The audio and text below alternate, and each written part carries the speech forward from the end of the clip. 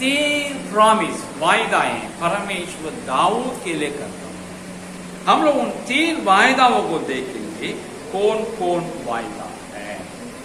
सबसे पहले 10वें वचन पढ़ेंगे, दूसरा शमूएल 7वें अध्याय 10।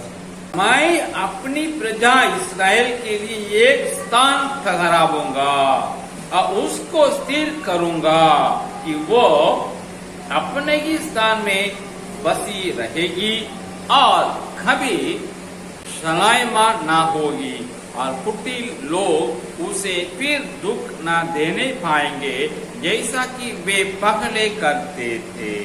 सबसे पहला वायदा क्या है? मैं अपने लोगों को क्या करूंगा? उसको स्थिर करूंगा, एक स्थान ठहराऊंगा और उसको स्थिर करूंगा। पहला वायदा है अपने लोगों को जगह देने के लिए, जमीन देने के लिए, देश देने के लिए, रहने का स्थान देने के लिए, स्वदेश दिलाने के लिए परमेश्वर ने दाऊद का क्या करता है? प्रॉमिस करता है, वायदा करता है। क्योंकि ये जो देश है कनान, इसमें उनके पितर के लोग क्या करते थे? परदेशी रूप में इधर उधर जाया करते थे। अब्राहम अपन तंबू को उखाड़ते उखाड़ते हर जगह गाड़ते गाड़ते गया, मात्र आई सकी सखा क्या क्या वहां स्थिर रहा। फिर याकूब को देख रहे हैं, वे अपने मामा के यहाँ गया, फिर लौट के आया, शीकी में रहा, हेब्रोन में रहा, बेतेल में रहा। इस प्रकार वो रहते रहते रहते आखिर में कहा चला गया? मिस्र भी चला गया। तो पूरे परिवार से दिल हो गया। वहां जो वो मरा उसका जो शव है लेके आए ये देश में दफना। फिर यूसुफ जब मर गया उसके हड्डियों को क्या किए? पेटी में रख दिए। 430 साल के बाद जब इन लोग छूटे थे उसको लेके आए। तो ये कनान उनका अपना नहीं रहा, पराया रहा। परमेश्वर का वायदा किया हुआ है लेकिन अभी उनके उत्तराधिकारी लोग नहीं हुए। आए, मूसा लेके आया, कनान अंदर प्रवेश कराया।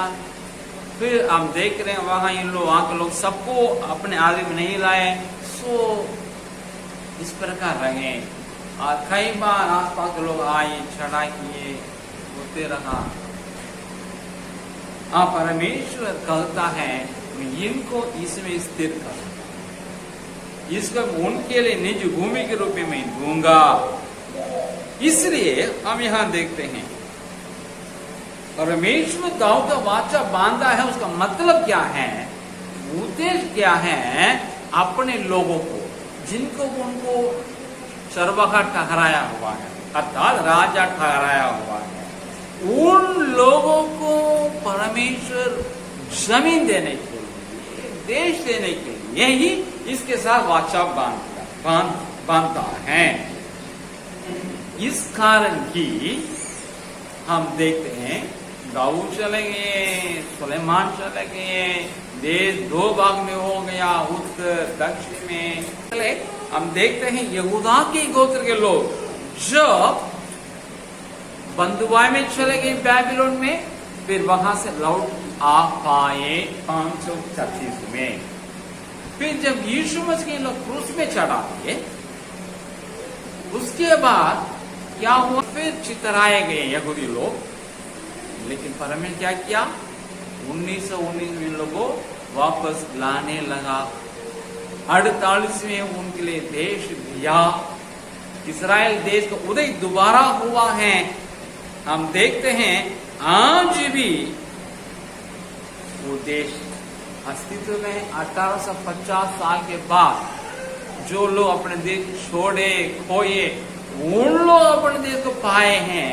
यहाँ तक कि हमारे भारत भी अंगीकार करना पड़ा। वहां ये है पितरों का देश।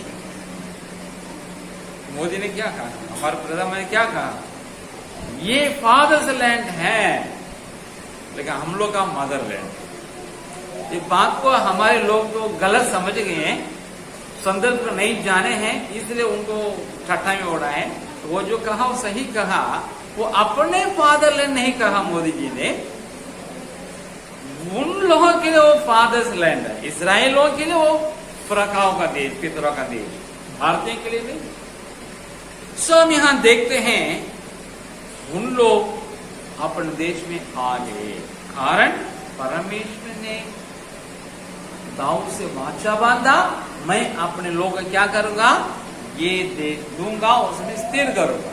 ये नंबर 1 प्रॉमिस है, वो आज भी पूरा हो रहा है।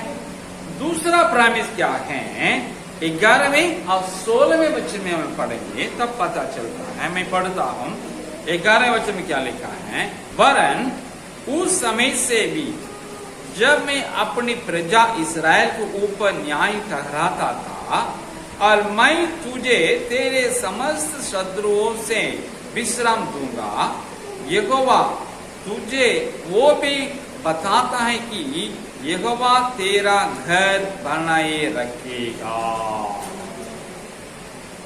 यहोवा तेरा घर बनाए रखेगा। 16वें वचन में हम पढ़ते हैं, वरन तेरा घराना और तेरा राज मेरे सामने सदा अटल बना रहेगा, तेरी गद्दी सदैव बनी रहेगी। हम यहाँ 2 चीज को देखते हैं, ये दाऊद के घराना, दूसरा दाऊद का राज, 2 है। हम लोग पहले वाला देखते हैं। यहोवा परमेश्वर दाऊद से दूसरा वायदा दिया है, वो क्या है, तुम्हारे लिए मैं सदैव का घर बनाऊंगा। ये परमेश्वर घर बनाने के लिए, परमेश्वर भवन बनाने के लिए सोचा, उसका व्यक्त किया, परमेश्वर ने सुना, अब परमेश्वर कहता नहीं, मैं तुम्हारे लिए घर बनाऊंगा, सदैव का घर बनाऊंगा, नित्य घर बनाऊंगा। ये परमेश्वर का वायदा है, दूसरा वायदा है।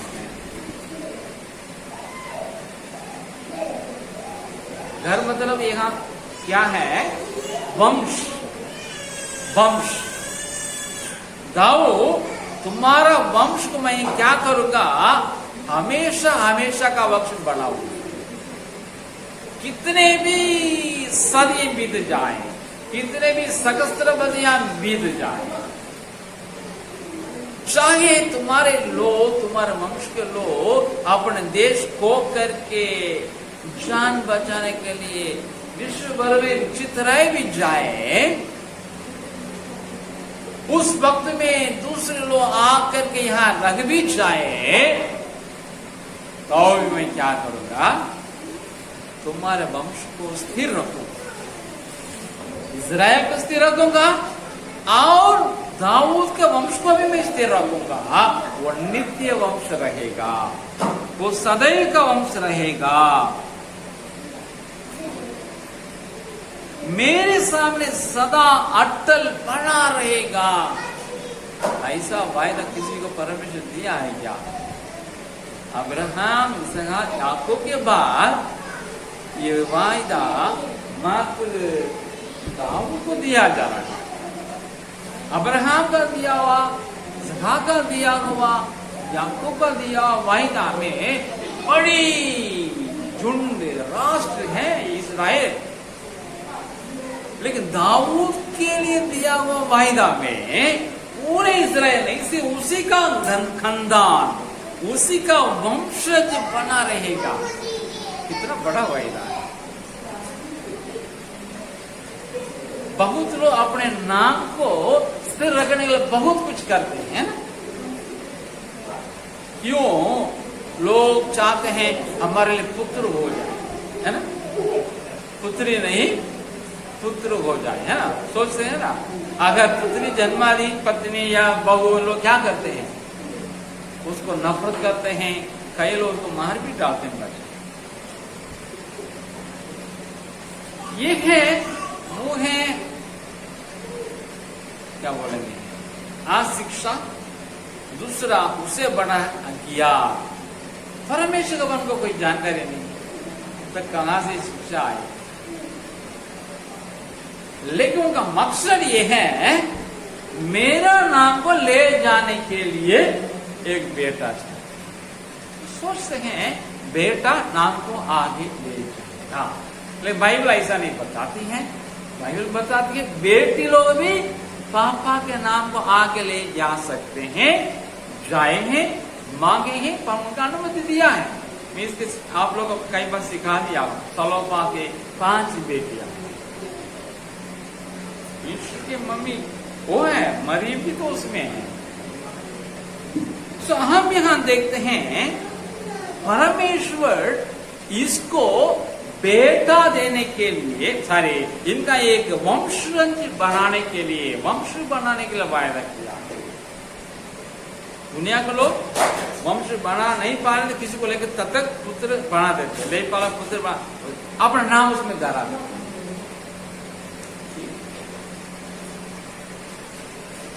हो सकता है 2-3 पीढ़ी तक नाम चलता रहेगा, लेकिन हमेशा के लिए यीशु परमेश्वर एक वायदा करता दाऊद को, तुम्हारा वंश बना रहेगा, तुम्हारा नाम भी बना रहेगा, उसे मैं करूंगा। आपको पता है ये वंश किसको दर्शाता है? पहला राजा 8:20।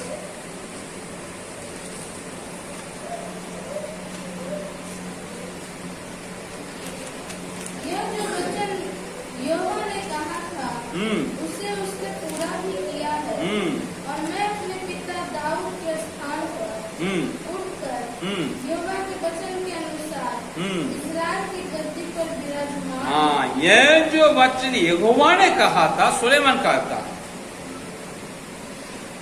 उसे उसने पूरा भी किया है, और मैं अपने पिता दाऊद के स्थान पर उठकर यहोवा के वचन का अनुसार इस्राएल की गद्दी पर विराजमान हूँ, और इस्राएल के परमेश्वर यहोवा के नाम से इस भवन को बनाया है। सो पहले तत्कालीन ये वंश सुलेमान को दर्शाता, बाद में भविष्य काल में और मौलिक रूप में पूर्णतः यीशु मसीह को दर्शाता है। मत्ती पहला में क्या लिखा है? पढ़िए। अब्राहम की संतान, दाऊद की संतान, यीशु मसीह की वंशावली, दाऊद की संतान, यीशु मसीह के वंशावली। यीशु मसीह दाऊद की संतान कहा गया है, उनका एक वंशावली है, वो यहाँ प्रस्तुत है। दाऊद के बाद उनका वंश सुलेमान से लेकर के सिदकिय्याह तक टोटल 20 राजा लोग क्या किए? राज किए। एक राजा का 20 पीढ़ी उसके गद्दी पे रह के राज का, ऐसा दुनिया में कोई वंश नहीं हुआ। किसी भी देश के, किसी भी बड़े साम्राज्य के, किसी भी सम्राट के 20 पीढ़ी राज किया ही नहीं दुनिया में। 2, 3, 4, 5 मैक्सिमम, उसके बाद दूसरे डायनास्टी, दूसरा वंश आ जाता है, उनको गिरा के का अपना वंश को किया। इस प्रकार दुनिया भर में साम्राज्य रहे, लेकिन उनका वंश अलग अलग होता रहा। लेकिन इजराइल में जो 2 पार्ट होने के बावजूद सुलेमान के बाद उनको बेटा आया, उसका उनको पोता आया, पर पोता होते होते होते आखिरी राजा सिदकिय्याह तक सब कोई दाऊद के वंशज थे।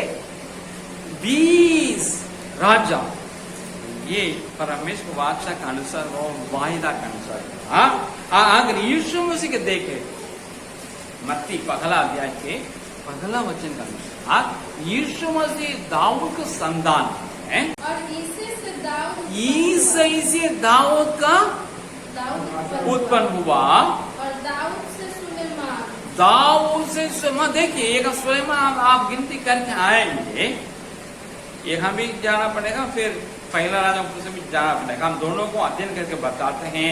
यीशु मसीह सोलोमन से लेकर के उनके तक है 31वां वंश पीढ़ी। यीशु मसीह दुनिया में किसी व्यक्ति के इतनी पीढ़ी है नहीं, रिकॉर्ड किसी का नहीं। बड़े बड़े जो रथी लोग थे, महारथी, किसी का भी इतने पीढ़ी का रिकॉर्ड है ये नहीं है। लेकिन हम देख रहे हैं दाऊद के 20 राजाओं के, उनके वंश के 20 राजाओं का रिकॉर्ड बाइबल में है। और सुलेमान से लेके यीशु मसीह तक 31 पीढ़ियों का नाम बाइबल में दर्ज है। कारण क्या है? परमेश्वर ने दाऊद से वाचा बांधा, वायदा किया है। परमेश्वर ने जो अब्राहम से वाचा बांधा, तभी स्टार्ट कर लिया इजराइल लोगों को बनाने में। लेकिन अब परमेश्वर यहोवा दाऊद से कहता है, मैं इसको क्या करूंगा? पूरा करूंगा, तुम्हारे वंश के द्वारा पूरा करूंगा, तुम्हारे द्वारा वाचा बांध के पूरा करूंगा। मतलब क्या है? तुम्हारे लोग अर्थात मेरे लोग चैन से वास करेंगे इस कनान देश में। क्या ये लोग चैन से हैं? आज तो चैन नहीं है। इजराइल लोग क्या चैन है? चारों तरफ आतंकवाद, चारों तरफ शत्रु, एकदम मारता है, क्या नहीं करता है, तो अभी लोग दब जाते हैं नहीं। तो ये कब तक चलेगा?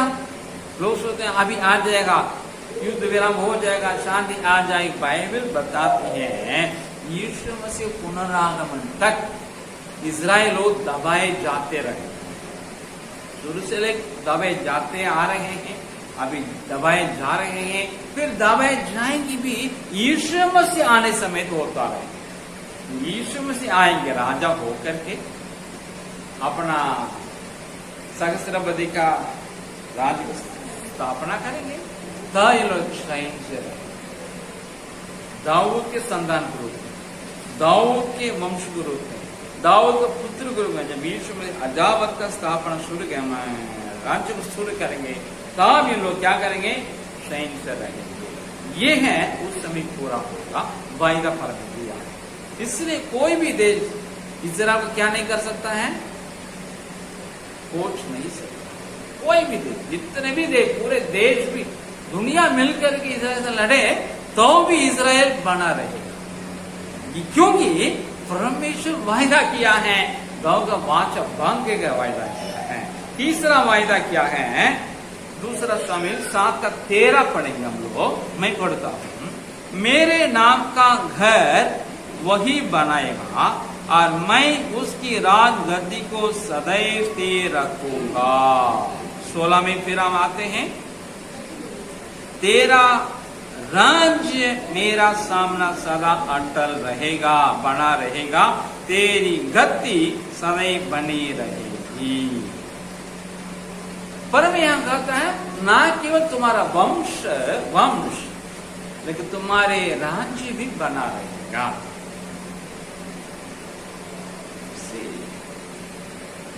वंश रहने के बावजूद भी राज बना नहीं रह सकता।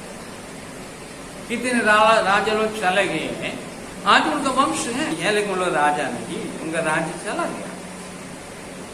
लेकिन परमेश्वर वायदा देता है, दाऊद तुम्हारा न केवल वंश बना रहेगा, तुम्हारा राज्य भी बना रहेगा। इजराइल राज्य, यहूदा राज्य बना रहेगा। आप यही वजह है, मैंने कहा इस्राएल 2 भाग में हो गया, उत्तर दक्षिण में। उत्तर के लोग 930 से लेकर के 7 से 21 तक जरूर राज्य के रूप में रहे, लेकिन 21 में क्या हो गए? तितर बितर हो गए अशूर के बाद। फिर 100 साल के बाद आपको 586 में यहूदा जो दक्षिण राजा, वो भी बंधुआई चला गया। कहा? बाबिलोन। लेकिन देखिएगा आज भी यहूदा फिर वो वापस आया 70 साल के बाद। फिर यीशु मसीह दिनों तक उन लोग बने रहे, फिर लोग क्या हो गए, इतर भीतर हो गए। लेकिन क्या हुआ है, फिर वो अपने देश में चले आए, इजराइल भी आ गए, मतलब 10 गोत्र लोग भी आने लगे, यहूदा गोत्र के, बिन्यामीन गोत्र के यहूदी लोग भी आने लगे, अपना देश फिर हो गया है राज्य में। लेकिन देश और राज्य में अंदर है। हम लोग कहा देश का राज्य नहीं है, हम लोग बोलते हैं बिहार राज्य है, यूपी राज्य, ये राज्य नहीं है। राज्य मतलब राजा उसमें राज करता, वो राज्य। हम लोग तो लोकतंत्र में हैं, लेकिन वही शब्दावली के इस्तेमाल करते हैं। हमारे देश जैसा है, इजराइल भी एक लोकतंत्र देश का, वो राज्य नहीं है। जब राजा आएगा वो राज्य में तब्दील होगा। ये कब होगा, यीशु मसीह आएंगे राजा के रूप में, तब इजराइल राज्य में तब्दील होगा। न केवल राज्य, हमारा देश भी पूरे विश्व राज्य में तब्दील हो जाए यीशु मसीह के। तो हम यहाँ देखते हैं तीसरी वायदा है, उसके वंश के अलावा राज्य भी स्थिर रहेगा हमेशा के लिए। हम देख रहे हैं जरूर दाऊद के लिए परमेश्वर ने एक गद्दी को तैयार किया, वंश को तैयार किया। उस वंश में यीशु में से आकर के दाऊद संतान कहा गया है, फिर आएंगे 1000 साल का अपने सहस्त्रावधि राज्य की स्थापना करेंगे। उसके बाद पूर्ण विराम नहीं, वो उनका अनंत राज्य में इनका सहस्त्रावधि राज्य क्या हो जाएगा, शामिल हो जाएगा। मतलब परमेश्वर दाऊद के लिए कहा, तुम्हारे लिए, तुम्हारे लोगों के लिए स्थान दूंगा, दे दिया। उसमें यीशु के दिनों में चैन से रहेंगे। परमेश्वर उनके लिए सदैव की वंशज निर्माण करने के लिए कहा, कर दिया यीशु मसीह। और हमेशा हमेशा उसका राज्य खड़े रहेगा परम के सन्मुख में, वो यीशु में करने आ रहा है।